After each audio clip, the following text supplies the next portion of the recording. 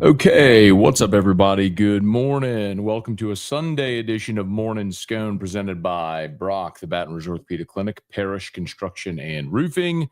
If you need orthopedics, you go to Brock. You need roof, you call Parish. Unique Physique, uniquephysique.com, Restored Motions, restoredmotions.com, Boatcock Brothers, Premium Cigars. Use code MAT15, MAT15, MAT15, 15% off your order. All right, y'all. Good morning. Late start, and it's going to be a quick show. My apologies for that. Went to mass early this morning, so a late start here, and I apologize for that. But Tigers played early, so Tigers played early, meaning I got to bed earlier, meaning I got up and went to mass earlier, and so just figured do morning scone now that I'm home, and we'll do it here until the Saints start. So glad to have y'all aboard with us here. So please smash the like button, subscribe to the channel. Appreciate y'all for being here. I can imagine how this is going to go. I'm curious how everyone feels now as opposed to immediately after the game last night. Did the post-game show, did my Locked On show. I said it there, both places. I'll say it here again. Like, there's nowhere for me to hide, right? I went super hard in that game. I was very confident LSU was the better team and would win, and I was wrong, obviously. I was willing to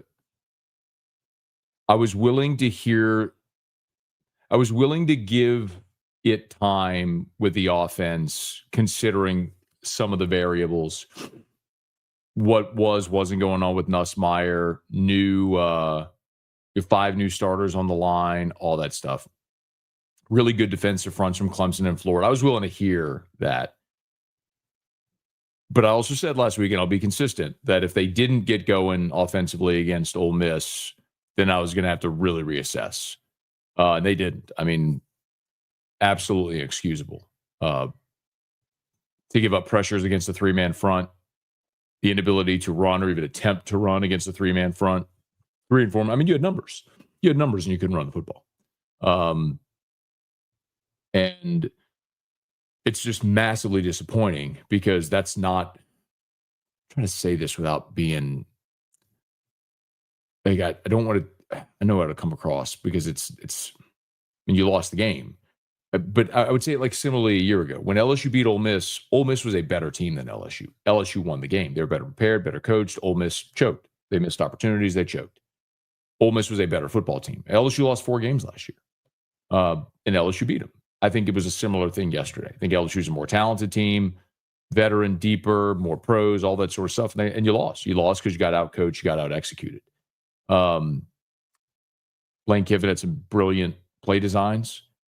The 4th and 3 at the end of the game to seal it. Just look at the contrast to the 2-point conversion plays. I mean, their 2-point conversion play was wide open in the flat. I believe it was Caden Lee who caught it. And then whatever that was that LSU ran was look, you got out-coached, you got out-schemed, executed the entire game. And it is massively disappointing that you couldn't protect Garrett Nussmeier against 3 and 4 man rushes, and you couldn't run the football. And so, yes, everyone who wants to criticize Joe Sloan, yes. You want to criticize Brad Davis, yes. You want to criticize whoever, yes. It's all warranted at this point.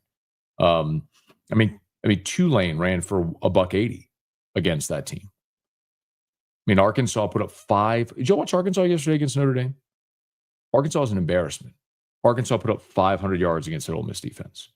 So whatever criticism you want to lob it. You can't go lose that game the manner in which you did and think, just keep doing what we're doing. It's working. It's not. Like, I could have bought that argument against Clemson. Tough road environment, senior-laden team, great defensive line against 5 new starters for LSU. I could buy it there. I could even buy it against Florida because you realized, hey, look, really good defensive front. Your new offensive line still coming together. That offense ain't scoring, so just find a way to get through it and win. Like, I could buy it. right? Not after Ole Miss. And I think when this season ends,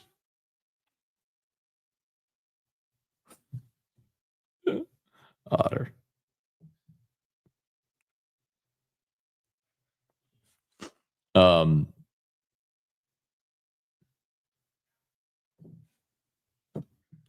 Jimmy said he sent me all the pics.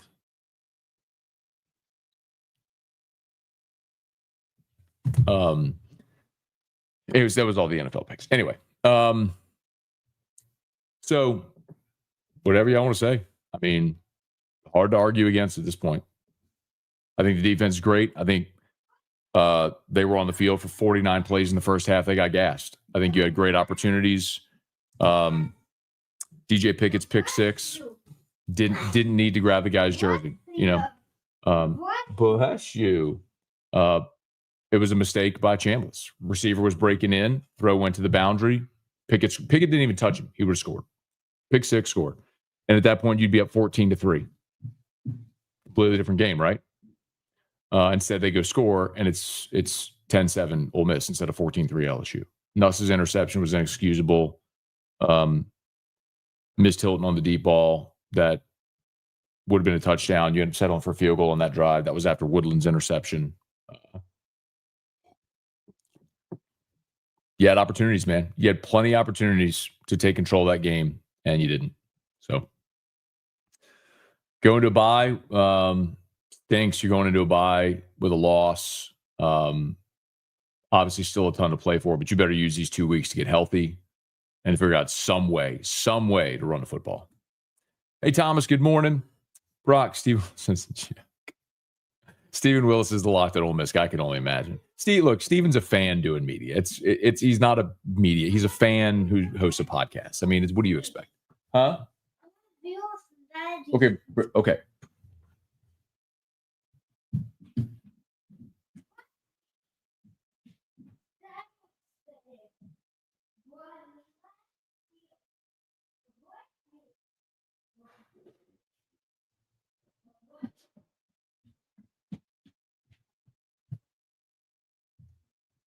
All right.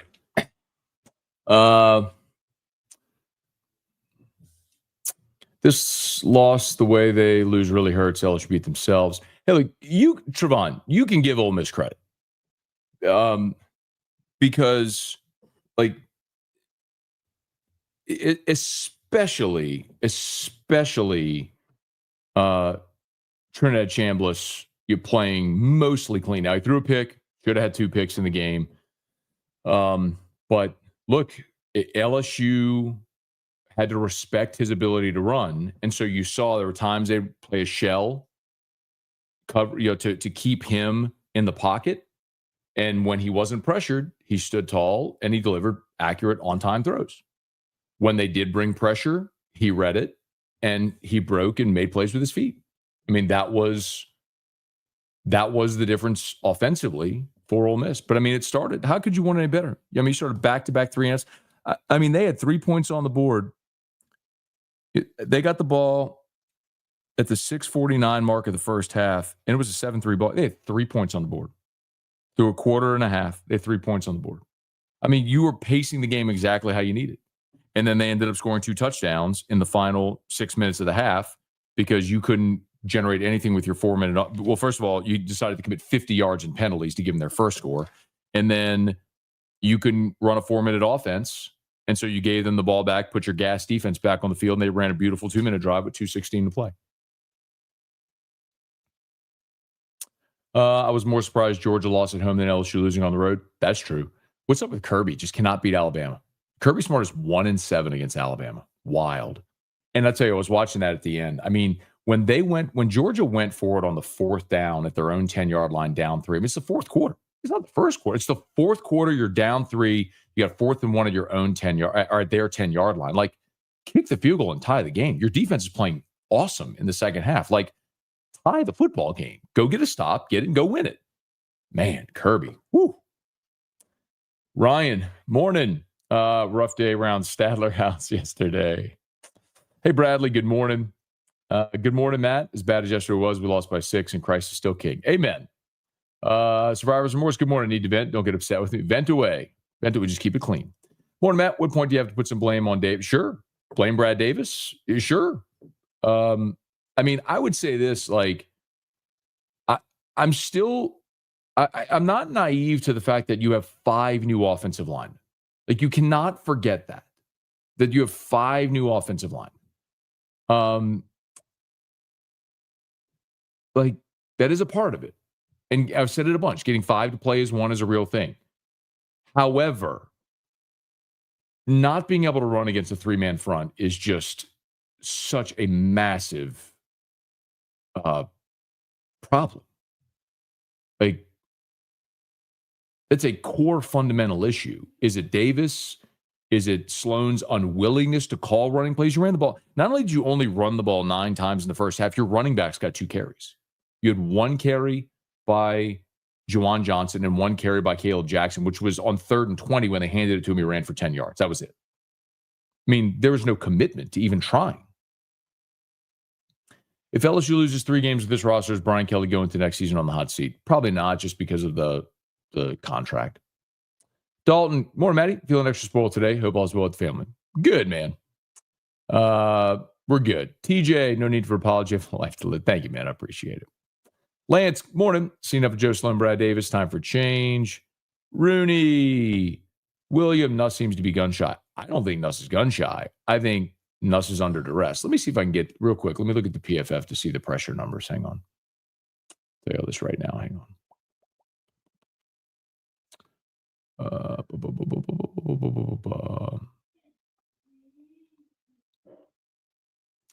So Nuss was only hit once. It was the sack in the first half. He was hurried 7 times and pressured 9 times. Against 3-man fronts, man. So you're backpedaling and throwing off your back foot, being moved off your spot. Hard to be accurate, man. Can't get too cocky. Beat Georgia last year, faltered down the stretch. Yeah, Roll Tide beat Georgia last year and then lost to Vandy the next week, which I never thought I'd say this, but I'm really excited for that game next week. Vandy going to Tuscaloosa.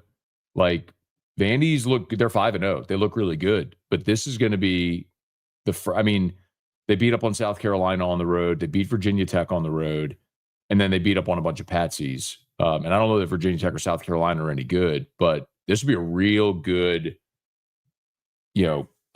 gauge for Vanderbilt to go on the road to Alabama. And look, one thing's for sure, Bama ain't going to be sleeping on Vandy this year. I'll tell you that much. Let's see. People can say Nuss is still hurt, but throwing into double and triple coverage.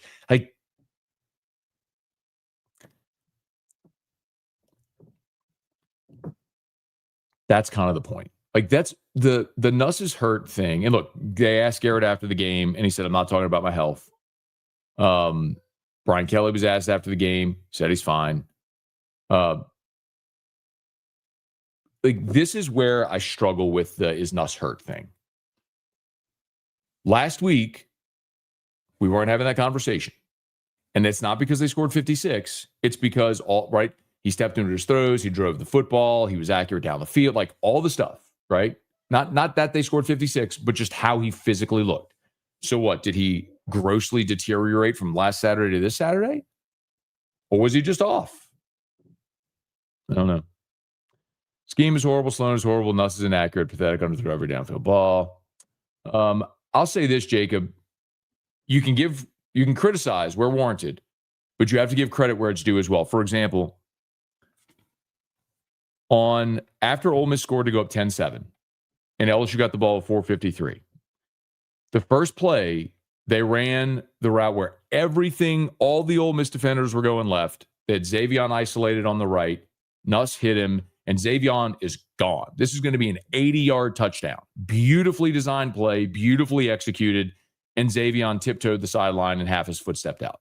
If he stays in bounds, 6 inches, or 4 inches, that's an 80-yard touchdown on the first play. So if you're going to criticize, okay, you similarly have to give credit when they do things well. On the previous drive, where Aaron Anderson got hurt, Beautiful play on first down to get 10 yards right at the chute, but it comes back as a holding on Trades. So now you got first and 20. And on first and 20, they throw it, and Aaron Anderson finds a soft spot in the zone, and this is going to be about an 18-yard completion to get that pass yardage back and put you back in second and short, and Nuss airmails it to Aaron Anderson, and Aaron Anderson gets hurt. Like, you want to criticize scheme? Okay. Like, the 2-point play was atrocious. The unwillingness to run is a problem. There have been times they've done really good things, but lack of execution, penalties, Xavier Thomas 3-4 inches on the sideline to, like the deep ball to Hilton that was underthrown would have been a touchdown. The interception, like Xavier Thomas was behind the safety. If Nuss throws it to the back of the end zone, Xavier Thomas runs under it. Instead, he threw it into double coverage to the underneath receiver. Like, that was a play where you had a guy behind the safety. I mean, some things are there. Sometimes like you have to be able to go execute as well. I'm not saying Sloan is without fault, but if you're going to criticize, which is warranted, you also have to say, look at the good things that they've done as well, the opportunities that were there that they didn't execute. Hey, Dane, good morning. Seth, I slept on it. Actually feel worse. That was a disgusting display on offense. I'm putting that lose all on the offense. Unfortunately, 5 games, we know what they are on offense. Seth, here's the one thing, like, if you're looking for a silver lining, and I'm not sure that I don't know if this will help anybody, but if you're looking for it, like, we do know Nuss is capable, and a lot of those receivers are really good, right? Like, we know that for a fact. Can Nuss find whatever worked so well last year? Now, remember, what was the thing that they did exceptionally well a year ago? They pass block, right?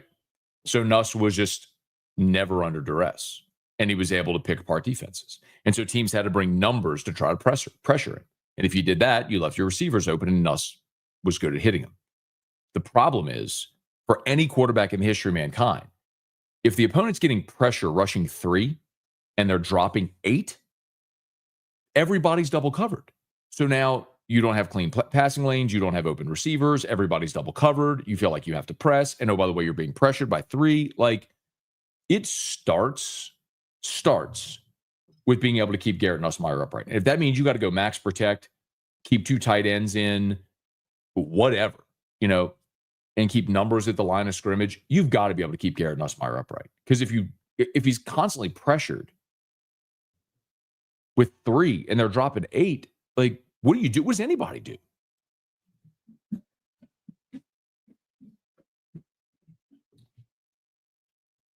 Bye comes at a good time, man. A lot of what you thought might have been going okay Oh, you tell me, who is that? Uncle Jeff. Uncle Jeff? Okay. Bailey, season's definitely not over. I'm not sure I believe the offense will prove enough. Running game is the core of the offense. It's broken. It's and the running game goes part and parcel with the thing we've been talking about since spring, which is the offensive line, where you have 5 new starters. Like, guys, how many more times do you say that? Like, it is the core of the problem. You have 5 new starters. You have, yesterday, your starting right tackle goes down in pregame warmups, and then you lose Mabenga on the first drive of the second drive of the second half. On the second drive, on the third play of the second drive of the second half. You got the ball with 10:37 to go in the third. On the 3rd and 3 play, which was a Harlan Berry run, is where Paul Mabenga got hurt. So then you have a redshirt freshman in Cohen Eccles at left guard, and a true freshman Karius Kern at right tackle for the entire second half. And it was bad. You want me to go through the blocking grades? I'll tell you how it went yesterday.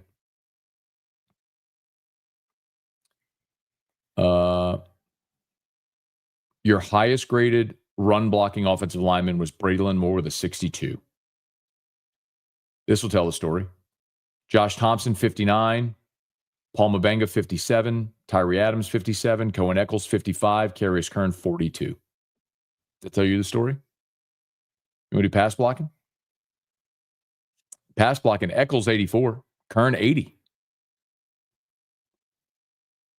Josh Thompson, 64. Mabenga, 62. Braylon Moore, 59. Tyree Adams, 39.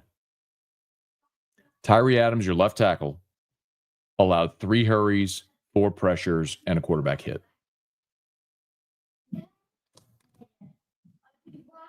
What do you think? Make offense great again. Headed in from Oxford. Disappointed. I bet you are. I'll be right back. Be safe driving, though, y'all, for real. Offense is an issue. Nuss isn't seeing the field. Multiple times at a good pocket with the wide open guys didn't see. He's seeing ghosts. Kyrie, I know you say to tell people what plays whenever someone criticizes play calling. I'll just say only having 4 true handoffs. Yes, I completely agree with you, Kyrie. Like, that is it is a legitimate credit. When you run 29, now look, you went 3 and out on your first possession. You scored on your second possession on 5 plays. So you're quick. Your third possession was the interception. Like, y'all, you're up 7-3. You're driving. You score a touchdown. They have the 18-play drive, settle for a field goal. You're driving. You're at their 29-yard line. You're right back down the field on them. You're at their 29, and thus those interception. You're in field goal range. Worst case scenario, you're getting 3 there. And well, I guess worst case, you can miss field goals. But like, you get the 3 there, you're back up a touchdown. Those the interception.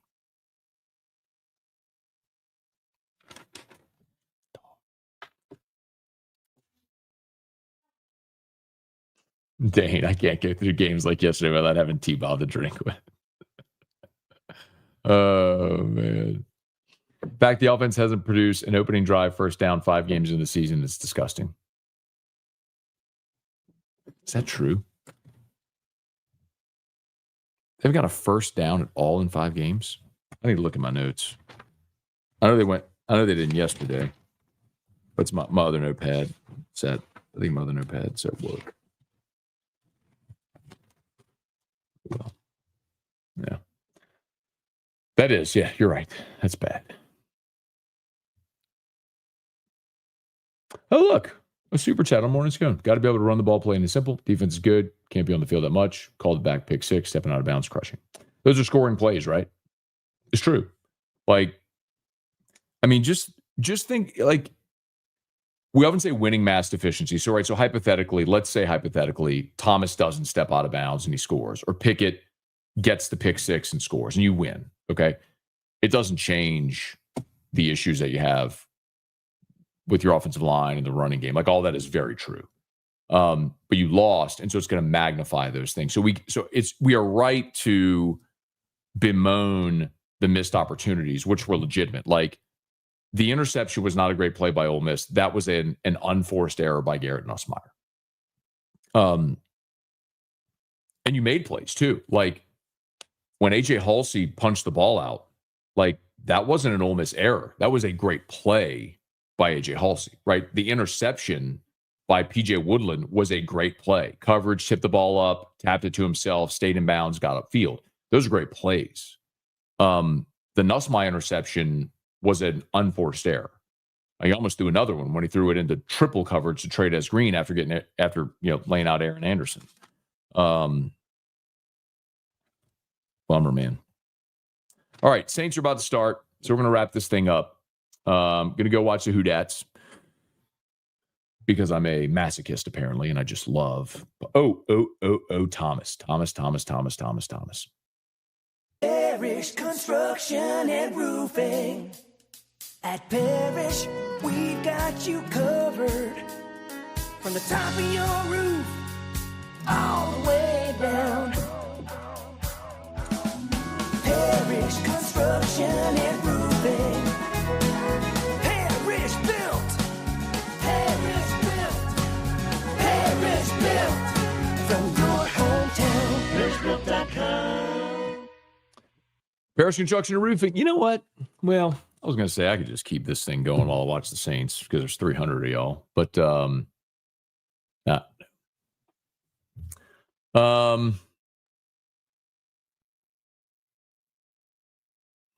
know what maybe I'll do? You know what I'll do tonight? I'll fire up a lot. How about this? I love to watch Sunday Night Football. And let's sit on the back patio and wind down on my Sunday watching Sunday Night Football and smoke a cigar. And maybe because there's a lot of y'all have questions and all this stuff I want to get to. Maybe I'll fire up on tonight on Sunday Night Football. and we'll just hang and chat whatever you want. So, all right, I'm gonna go watch Saints. Who dat? Go Tigers! Smash the like button, subscribe to the channel. Thanks for being there, y'all. Have a great Sunday. Let's come back for like a Sunday night live stream. I'll do that. Okay, we'll do that tonight.